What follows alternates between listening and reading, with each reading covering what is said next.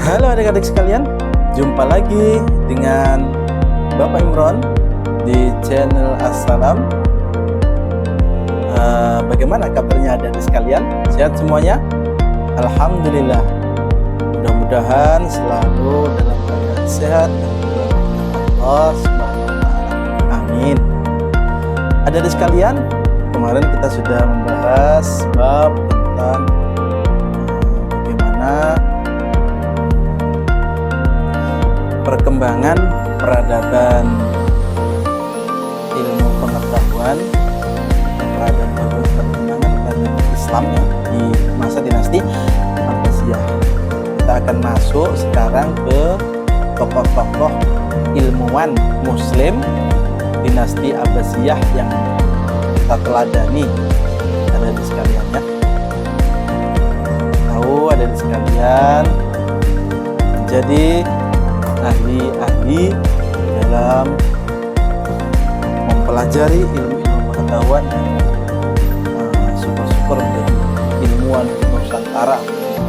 Adik sekalian, amin. Jadi adik sekalian, ada banyak tokoh-tokoh inspiratif dari dinasti Abbasiyah, tokoh-tokoh ilmuwan yang sebenarnya tidak disebut di sini. Nah, di sini hanya kita sebutkan yang terkenal-terkenal saja. Karena masa-masa emas ini sangat luar biasa sekali adik-adik. Kalau diceritakan itu wah, seperti tidak ada habisnya adik-adik ya. Jadi kekalahannya ini kan diserang oleh Mongol waktu itu, oleh dinasti Tang itu. Jadi kita akan mulai masuk adik-adik.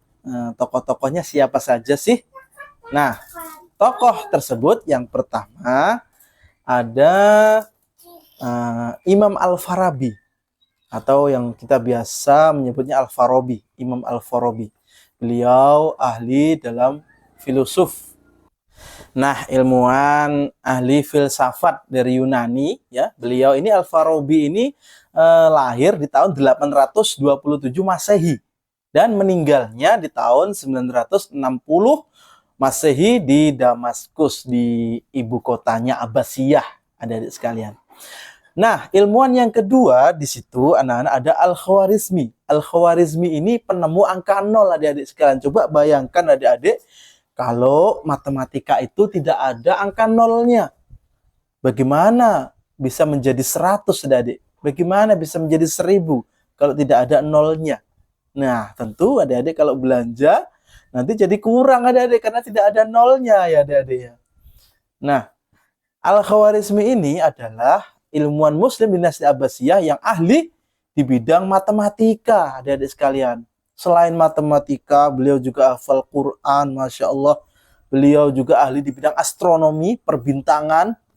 Beliau juga ahli di geografi. Geografi itu grafik keadaan tata kota, tata kelola, ruang, lingkup, peta-peta gitu ya. Dan ilmu aljabar. Nah, aljabar ini teknik perhitungan gitu ya, adik-adik. Jadi beliau ini Al-Khwarizmi lahir di tahun 780 Masehi di daerah namanya Khwarizm, makanya disebut Al-Khwarizm, di Uzbekistan sana. Dan beliau itu meninggal di tahun 850 di Baghdad, ya, di Uzbekistan. Jadi kalau di Indonesia yang dari Uzbekistan itu Wali Songo yang namanya Syekh Maulana Malik Ibrahim atau Sunan Gresik. Nah, di Indonesia juga punya ilmuwan ya adik-adik ya, seperti Sunan Gresik nih, Maulana Malik Ibrahim dari Uzbekistan sana. Dia luar biasa ya. Nah, lalu yang ketiga adik-adik, ilmuwan yang ketiga dinasti Abbasiyah yang terkenal ini udah pasti nggak asing lagi adik-adik, sama Ibnu Sina. Yang namanya Ibnu Sina ini adik-adik, beliau sangat terkenal dengan karyanya namanya Al-Qanun fil Atib, atau kita biasa orang pesantren menyebutnya Al-Qanun fit Tib gitu. Kalau orang barat itu bilang kitab itu kitab sekti ya. Kitab sekti mereka orang barat tuh bilangnya the canon of medicine. Ya, The Canon of Medicine.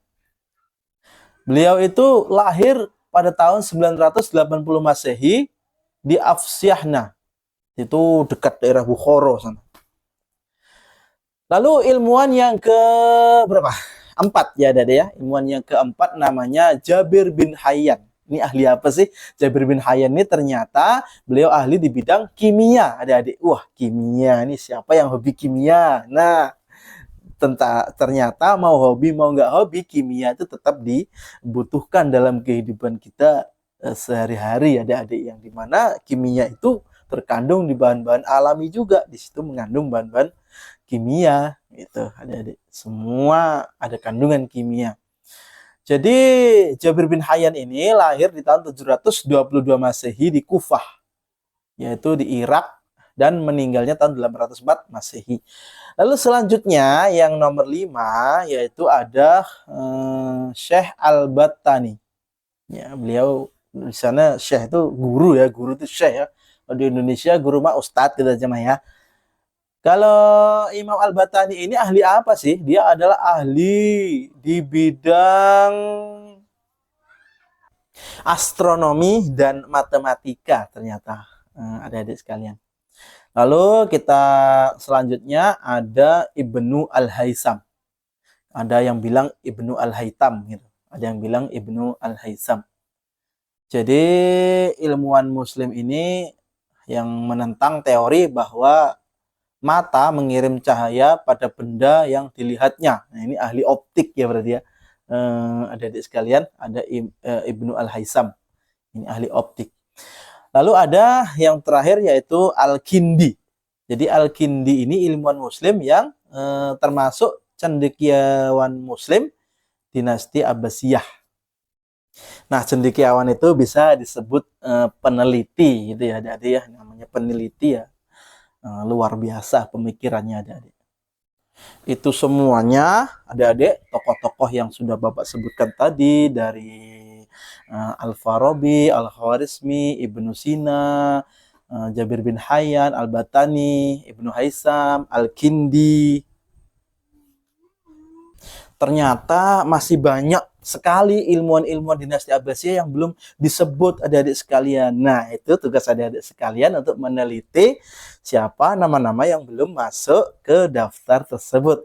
Adik-adik sekalian, seperti contohnya Ibnu Al-Baisar. Nah, Ibnu Al-Baisar itu pernah menciptakan kitab yang namanya Maqalah fi Alimun. Maqalah fi Alimun ini kiat-kiat diet ternyata dia. Kalau pengen diet, makan lemon gitu ya. Jadi kitabnya tuh ada fi Maqalah Al-Limun gitu. Jadi ternyata kalau ingin jadi dokter, adik-adik sekalian, dengan biaya-biaya yang mahal, sekolah-sekolah yang sangat mahal sekali, orang-orang Islam justru mempelajari ilmu kedokteran itu dengan sangat mudah melalui kitab-kitab yang sudah diciptakan oleh ilmuwan-ilmuwan Islam terdahulu zaman dinasti Abbasiyah, adik-adik sekalian. Nah, jadi adik-adik sekalian, semua itu pikiran-pikiran yang hebat dan luar biasa para ilmuwan itu berkat mereka dekat kepada siapa, adik-adik sekalian? Ya, benar sekali. Dekat kepada Allah Subhanahu wa Ta'ala dan Rasul-Nya, serta hati dan pikirannya selalu bersih dan selalu menjaga dan terjaga dari perbuatan yang maas, perbuatan yang maksiat, adik-adik sekalian. Nah, mudah-mudahan kita semuanya bisa meneladani ilmuwan-ilmuwan muslim dinasti Abbasiyah. Nah, kapan nih Indonesia menuju Indonesia emas? Tentu harus didukung oleh anak-anak yang sehat, anak-anak yang berprestasi, yang kuat, yang semangat seperti adik-adik semua sekalian. Nah, mudah-mudahan adik-adik sekalian menjadi kelak orang yang hebat, orang yang menjadi ilmuwan yang selalu bisa mengharumkan bangsa, agama, dan keluarga serta negara. Amin. Amin. Demikian dari Bapak Imron. Apabila ada salah-salah dan kurang-kurangnya, Bapak Imron mohon maaf sebesar-besarnya. Mudah-mudahan ada di semuanya mendapatkan ilmu yang berkah dan bermanfaat, yang selalu dilindungi oleh Allah Subhanahu wa Ta'ala, dan perbuatan-perbuatan maaf, haram, yang pantas, dan orang tuanya selalu diberi kemurahan rezeki yang mengalir deras, semua punya yang tidak terkering. Amin. Demikian dari Bapak Imron. Kita tokoh-tokoh ilmuwan Muslim Dinasti Abbasiyah. Sampai ketemu di episode-episode selanjutnya masih bersama Assalam Platform bersama Bapak Imron. Billahi taufiq wal hidayah. Wassalamualaikum warahmatullahi wabarakatuh.